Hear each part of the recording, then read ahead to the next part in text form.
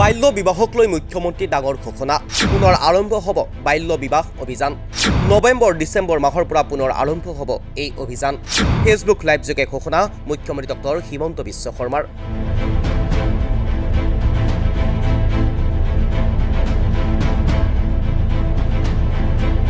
ৰাজ্যত পুনৰ বাল্য বিবাহ অভিযান আৰম্ভ হ'ব এই কথা ঘোষণা কৰিলে ৰাজ্যৰ মুখ্যমন্ত্ৰী ডক্টৰ হিমন্ত বিশ্ব শৰ্মাই নিশা এটা ফেচবুক লাইভ যোগে ঘোষণা কৰিলে মুখ্যমন্ত্ৰী ডক্টৰ হিমন্ত বিশ্ব শৰ্মাই যিহেতুকে বাল্য বিবাহ অভিযান পূৰ্বেও আৰম্ভ হৈছিল পূৰ্বৰ বাল্য বিবাহ অভিযানৰ পিছতেই বাল্য বিবাহ কিছু পৰিমাণে কম হোৱা বুলি মন্তব্য কৰিছে মুখ্যমন্ত্ৰী ডক্টৰ হিমন্ত বিশ্ব শৰ্মাই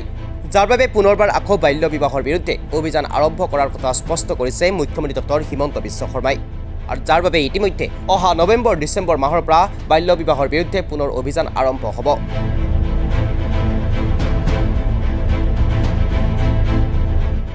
ইণ্ডিয়ান চাইল্ড প্ৰটেকশ্যন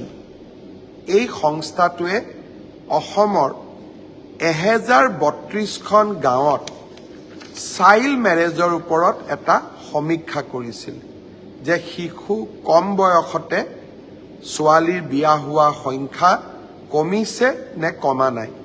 অসম চৰকাৰে লোৱা পদক্ষেপৰ ফলাফল কেনেকুৱা ই ইতিবাচক নে নেতিবাচক আপোনালোকে জানি ভাল পাব এই ইণ্ডিপেণ্ডেণ্ট গ্ৰুপটোৱে 20খন জিলাৰ 1132খন গাঁৱত সমীক্ষা কৰিছিল তেখেতসকলে আজি প্ৰতিবেদন ৰাষ্ট্ৰজুৰি প্ৰকাশ কৰিছে যে 81খন গাঁৱত চাইল্ড মেৰেজৰ ঘটনা কমি আহিছে তেওঁলোকে 600খন গাঁও আৱিষ্কাৰ কৰিলে বিচাৰি পালে য'ত এটাও চাইল্ড মেৰেজৰ ঘটনা 21 চনৰ পিছত হোৱা নাই আৰু তেখেতসকলে এইটো সমীক্ষাত কৈছে যে অসমৰ এই গাঁওসমূহৰ 98% ৰাইজে চাইল্ড মেৰেজৰ বিপক্ষে চৰকাৰে লোৱা প্ৰচেষ্টাক সমৰ্থন দিছে মই প্ৰতি ছমাহৰ মূৰে মূৰে চাইল্ড মেৰেজৰ লগত জড়িত লোকসকলক আমি গ্ৰেপ্তাৰ কৰোঁ আইনৰ ওচৰলৈ লৈ যাওঁ প্ৰথমতে মানুহে দুই এজনে আমাক বেয়া পাইছিলে কিন্তু এতিয়া গাঁৱে ভূঞে গ'লে ময়ো সোধো যে সৰু বয়সতে কোনোবা বিয়া হৈছে নেকি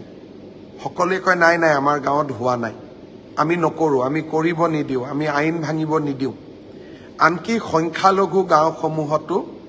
এই কণ্ঠ মই শুনিবলৈ পাওঁ অৱশ্যে আমাৰ যি প্ৰচেষ্টা